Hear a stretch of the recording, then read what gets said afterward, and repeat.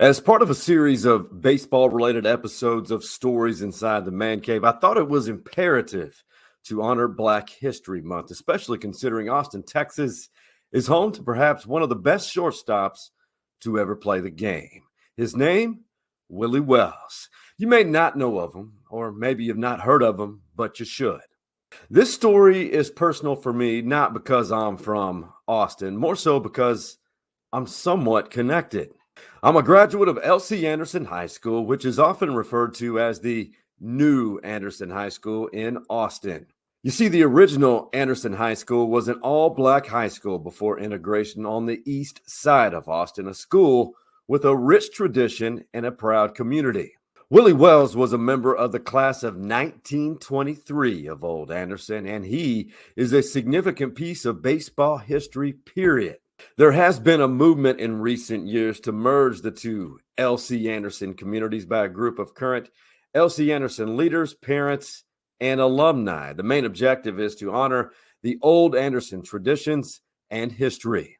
And Willie Wells will eternally be honored and known by every baseball player who plays for the L.C. Anderson Trojans, as well as the Northwest Hills community and alumni. Their on-campus baseball diamond is now known as Willie Wells Field, and that all came about and made official at a ceremony recently. A standing ovation by current Anderson High School families, friends, members of the community, and the Trojans baseball team. This is an honor. Oh, man, I'm so proud of my uncle. An honor for Leslie Stewart and his family. Stewart's great uncle was Willie Wells. People would always say, Willie Wells, your uncle, man, was tough. He was bad. Because I played myself. People would always say, man, you play like your uncle. Wells' toughness afforded him the opportunity to play professionally in the Negro Leagues and in Latin America for a quarter of a century, a career which began in 1924, a career in which Wells produced nearly 1,300 hits, 140 bombs. He batted in 879 runs and finished his career with a .331 batting average, a career which placed Willie Wells into baseball's Hall of Fame in Cooperstown in 1997, 8 years after his death. Anyone that's had anything to do with this, thank you from the bottom of my heart. 25 years later, the Anderson Trojans baseball field will forever be known as Willie Wells Field. Anderson parent John Fiddler spearheaded this idea, which became a reality. These are the things to me that are kind of that next step of kind of reuniting everybody and taking pride in the history of Anderson. And, you have somebody that's such a legend, and you're able to, latch that on. And I think it just helps the culture of the baseball team. It helps the culture of the school. It just helps everything. So it's just been an honor to be a part of it. 2 years ago, the initial spark was ignited by Jay Garcia, a reporter for KVUE, the ABC affiliate in Austin. It was soon clear he had no problem standing among giants. Legend has it, he taught Jackie Robinson how to turn a double play. It makes sense.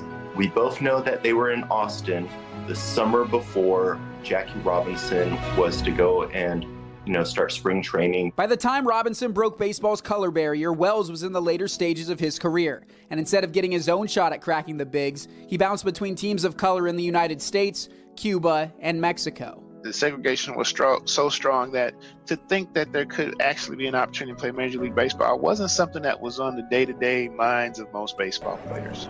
That was a portion of Garcia's story, a story which provoked the thought, why has Wells not been honored by his hometown and L.C. Anderson sooner than 3 decades after Wells' death? I think I shared a lot of your frustrations just as it related to the city of Austin and their kind of lack of recognition and appreciation for what Willie Wells did.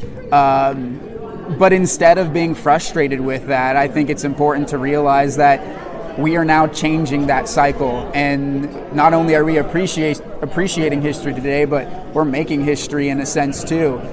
To attach his name to a baseball field that future generations are going to grow up playing on, they're going to learn about Willie Wells now. This has tremendous impact, and it goes beyond just the people who are here today. Just knowing what that history is really behind the school, and guys that we've had come through and to make some major movements in this whole situation, it's a great deal. It's one of those deals where I'm a family out for it. it's like you're gonna see this experience. It's a one-time deal. Let's go see it. Let's be part of history.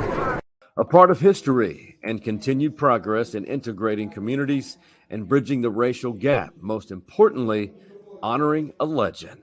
What this community here in Austin has done today in remembering Willie Wells, someone who absolutely should be remembered. This is so significant, and I couldn't be more prouder of everyone who worked on this effort, because I know it wasn't easy, but that's okay. The journey, that makes it that much more sweeter.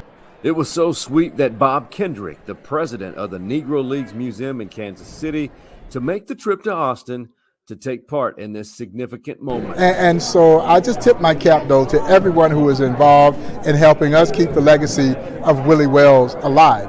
And in doing so, we're helping keep the legacy of the Negro Leagues alive as well. And the same applies to the story of the Negro Leagues, a story of perseverance.